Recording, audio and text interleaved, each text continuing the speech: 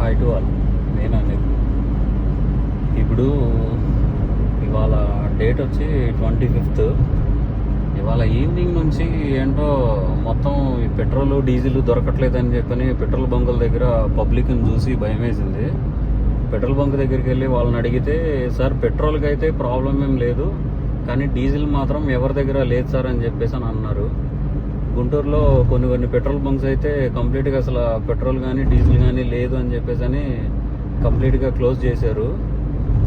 నాకు తెలిసిన ఫ్రెండ్ ఏమో విజయవాడలో వాళ్ళ ఈ పెట్రోల్ డీజిల్ కొరత ఏర్పడేలాగా ఉంది అని చెప్పని న్యూస్లో వచ్చింది అని చెప్పేసి అని అన్నాడు. అది ఏంటి నిజం అనేది మనకి వివరం క్లియర్గా తెలియదు.